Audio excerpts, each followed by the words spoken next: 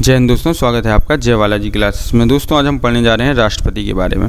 तो दोस्तों ये जो है हमारा राष्ट्रपति संबंधित सेकंड वीडियो है। इससे पहले फर्स्ट वीडियो हम अपलोड कर चुके हैं। तो जो भी स्टूडेंट फर्स्ट वीडियो देखना चाहता है इस वीडियो के डिस्क्रिप्शन बॉक्स में जाएगा तो उसे फर्स्ट वीडियो की लिंक मिल जाएगी, जहाँ से आप राष्ट्रपति का बड़े ही अच्छे से अध्ययन कर सकते हैं। तो आइए दोस्तों, आज सर्वप्रथम हम राष्ट्रपति के बारे में क्या देखने वाले हैं। तो दोस्तों आज सर्वप्रथम हम राष्ट्रपति की पदावधि अर्थात कार्यकाल के बारे में देखने वाले हैं। तो दोस्तों बात करें कि राष्ट्रपति की पदावधि या कार्यकाल कितने वर्ष का होता है, तो दोस्तों कितने वर्ष का होता है, 5 वर्ष का होता है। ठीक, तो किस अनुच्छेद में दोस्तों राष्ट्रपति के कार्यकाल का वर्णन किया गया है, तो दोस्तों अनुच्छेद 56 में राष्ट्रपति के कार्यकाल का वर्णन किया गया है। और दोस्तों राष्ट्रपति अपना कार्यकाल पूर्ण होने के पश्चात कब तक अपने पद को धारण किए रहता है, तो दोस्तों राष्ट्रपति अपना कार्यकाल समाप्त होने के पश्चात भी जब तक अपने पद को धारण किए रहता है जब तक कि उसका उत्तराधिकारी अर्थात नवनिर्वाचित राष्ट्रपति अपना पद ग्रहण नहीं कर लेता है। ठीक है, तो आइए देखते हैं दोस्तों कि राष्ट्रपति की पदावधि या कार्यकाल कितना होता है, 5 वर्ष का होता है। तो अनुच्छेद 56 के अनुसार राष्ट्रपति पद ग्रहण की तिथि से 5 वर्ष की अवधि तक अपना पद धारण किए रहता है। इसके बाद बात करें दोस्तों अनुच्छेद 56(1) गा के अनुसार राष्ट्रपति अपने 5 वर्ष की पदावधि की समाप्ति के बाद भी तब तक अपना पद धारण किए रहता है जब तक कि उसका उत्तराधिकारी अर्थात नया राष्ट्रपति अपना पद ग्रहण नहीं कर लेता है। इसके बाद यहाँ ध्यान देने योग्य एक बात है दोस्तों कि इस स्थिति में उपराष्ट्रपति कार्यवाहक राष्ट्रपति के रूप में कार्य नहीं करता है। तो यहाँ पर हमने लिख भी दिया है कि ध्यातव्य है कि इस स्थिति में उपराष्ट्रपति कार्यवाहक राष्ट्रपति के रूप में कार्य नहीं करता है। ठीक, चलिए इसके बाद हम बात करें दोस्तों राष्ट्रपति कार्यकाल के दौरान अपना त्याग पत्र किसे दे सकता है, तो दोस्तों राष्ट्रपति अपने कार्यकाल के दौरान उपराष्ट्रपति को अपना त्याग पत्र दे सकता है। और दोस्तों राष्ट्रपति का त्याग पत्र प्राप्त होने पर उपराष्ट्रपति तत्काल इसकी सूचना किसे देता है, तो किसे देता है, लोकसभा अध्यक्ष को देता है। ठीक, तो आइए देख लेते हैं दोस्तों कि राष्ट्रपति अपने कार्यकाल के दौरान अपना त्यागपत्र किसे दे सकता है, तो किसे दे सकता है, उपराष्ट्रपति को दे सकता है। राष्ट्रपति 5 वर्ष के पूर्व कभी भी उपराष्ट्रपति को अपना त्यागपत्र दे सकता है। ठीक, चलिए इसके बाद हम बात करें दोस्तों राष्ट्रपति जब उपराष्ट्रपति को अपना त्यागपत्र देता है तब उपराष्ट्रपति तत्काल इसकी सूचना लोकसभा अध्यक्ष को देता है। ठीक, चलिए इसके बाद हम बात करें दोस्तों कि राष्ट्रपति को उसके कार्यकाल के दौरान किस प्रक्रिया द्वारा उसके पद से हटा सकते हैं, तो दोस्तों महाभियोग की प्रक्रिया द्वारा राष्ट्रपति को उसके कार्यकाल के दौरान भी उसके पद से हटा सकते हैं।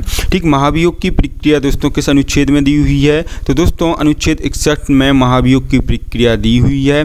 दोस्तों राष्ट्रपति पर महाभियोग कब लगाया जाता है, तो दोस्तों राष्ट्रपति द्वारा संविधान का अतिक्रमण करने पर उस पर महाभियोग लगाया जाता है। ठीक, इसको दोस्तों जो हमारे आने वाले वीडियो हैं वहाँ पर हम महाभियोग की प्रक्रिया को बड़े ही अच्छे से पढ़ेंगे। ठीक, तो देख लेते हैं दोस्तों राष्ट्रपति को उससे पद से कैसे हटा सकते हैं, महाभियोग की प्रक्रिया द्वारा हटा सकते हैं। राष्ट्रपति को संविधान का अतिक्रमण करने पर अनुच्छेद 61 में उपबंधित महाभियोग की प्रक्रिया द्वारा हटाया जा सकता है।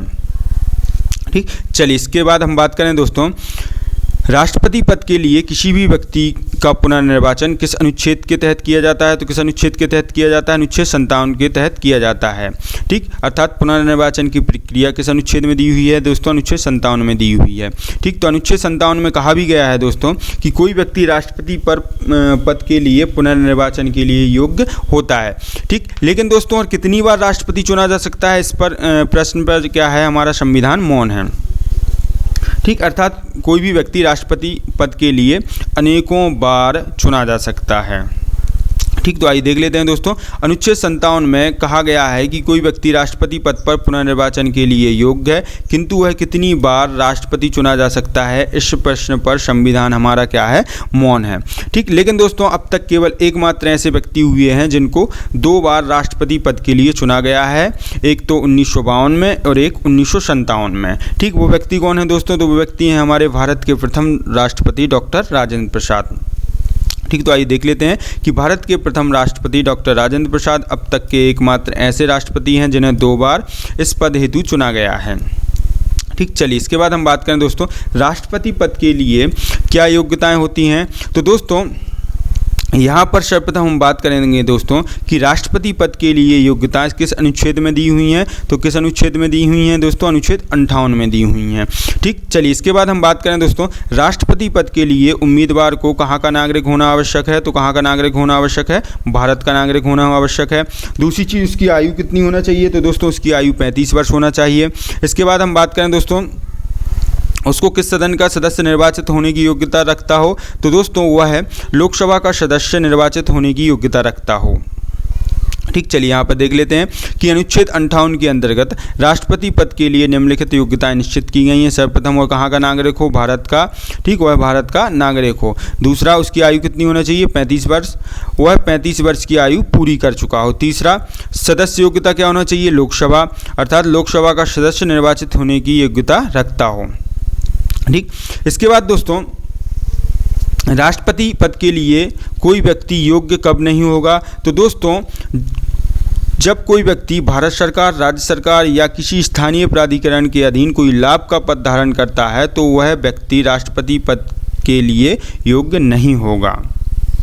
ठीक, दूसरी ओर देखें हम दोस्तों किन पदों को लाभ का पद नहीं माना जाता है। तो दोस्तों राष्ट्रपति, उपराष्ट्रपति, राज्यों के राज्यपाल और संघ अथवा राज्यों के मंत्रियों के पद को लाभ का पद नहीं माना जाता है। ठीक, आइए देख लेते हैं दोस्तों कि ऐसा कोई व्यक्ति जो भारत सरकार, राज्य सरकार या किसी स्थानीय प्राधिकरण के अधीन कोई लाभ का पद धारण करता है तो राष्ट्रपति पद के लिए योग्य ना होगा। ठीक, लेकिन दोस्तों उल्लेखनीय है कि राष्ट्रपति, उपराष्ट्रपति, राज्यों के राज्यपाल और संघ अथवा राज्यों के मंत्रियों के पद को लाभ का पद नहीं माना जाता है। ठीक, चलिए इसके बाद हम बात करें दोस्तों राष्ट्रपति पद के लिए उम्मीदवार का नाम कितने मतदाताओं द्वारा प्रस्तावित होना चाहिए। दोस्तों 50 मतदाताओं द्वारा प्रस्तावित होना चाहिए। और कितने मतदाताओं द्वारा अनुमोदित होना चाहिए। तो दोस्तों 50 मतदाताओं द्वारा अनुमोदित होना चाहिए। ठीक, 1957 से पूर्व यह संख्या कितनी थी दोस्तों? तो ये 10 थी। ठीक, 10 मतदाताओं द्वारा प्रस्तावित और 10 मतदाताओं द्वारा अनुमोदित। ठीक, आइए देख लेते हैं दोस्तों उम्मीदवार का नाम 50 मतदाताओं द्वारा प्रस्तावित और 50 मतदाताओं द्वारा अनुमोदित। ठीक, तो राष्ट्रपति पद के लिए उम्मीदवार का नाम 50 मतदाताओं द्वारा प्रस्तावित और 50 मतदाताओं द्वारा अनुमोदित होना चाहिए। 1997 से पूर्व यह संख्या 10 थी। ठीक, चलिए इसके बाद हम बात करें दोस्तों राष्ट्रपति पद के लिए चुनाव लड़ रहे उम्मीदवार की जमानत की राशि कितनी होती है। तो दोस्तों कितनी होती है? 15,000 रुपये होती है। ठीक, इससे पहले जमानत की राशि कितनी थी दोस्तों? तो कितनी थी? 2500 रुपये थी। अभी कितनी है? 15,000 रुपये है। ठीक, तो दोस्तों राष्ट्रपति पद के लिए जमानत की राशि उम्मीदवार की कितनी होती है? 15,000 रुपये होती है अभी वर्तमान में। ठीक, तो आइए देख लेते हैं राष्ट्रपति पद के लिए जमानत की राशि 15,000 रुपये है जो कि पहले 2500 रुपये थी। ठीक, दोस्तों किस स्थिति में किसी भी उम्मीदवार की राष्ट्रपति पद का जो चुनाव लड़ रहा है कब उसकी जमानत की राशि कब जब्त हो जाती है। तो दोस्तों कोई भी उम्मीदवार है जो राष्ट्रपति पद के लिए चुनाव लड़ रहा है तो यदि उसे जो कुल वैध मत हैं उन मतों का 1/6 भाग प्राप्त नहीं होता है तो दोस्तों उस उम्मीदवार की जमानत की राशि जब्त हो जाती है, अर्थात उसके 15,000 रुपये जो हैं जब्त हो जाते हैं। ठीक, तो आइए देख लेते हैं जमानत की राशि जब्त कब होती है। तो कब होती है? 1/6 भाग मत प्राप्त ना होने पर। ठीक, तो किसी उम्मीदवार द्वारा कुल वैध मतों का 1/6 भाग मत प्राप्त ना करने पर उसकी जमानत की राशि जब्त हो जाती है। ठीक, चलिए इसके बाद हम बात करें दोस्तों कि राष्ट्रपति संसद अथवा विधानमंडल के किसी भी सदन का सदस्य होता है तो निर्वाचन के पूर्व उसका जो उस सदन में स्थान है वह क्या हो जाता है दोस्तों? रिक्त हो जाता है। ठीक, तो राष्ट्रपति संसद अथवा विधानमंडल के किसी भी सदन का सदस्य नहीं होगा, पहली चीज़। और यदि निर्वाचन के पूर्व वह इनका सदस्य है तो निर्वाचन की तिथि से उसका स्थान उस सदन में रिक्त समझा जाएगा। ठीक, चलिए इसके बाद हम बात करें दोस्तों, किस अनुच्छेद में यह कहा गया है कि राष्ट्रपति अपने कार्यकाल के दौरान अन्य पद ग्रहण नहीं कर सकता है। तो दोस्तों अनुच्छेद 59 के तहत राष्ट्रपति अपनी कार्यकाल की अवधि में कोई अन्य पद ग्रहण नहीं कर सकता है।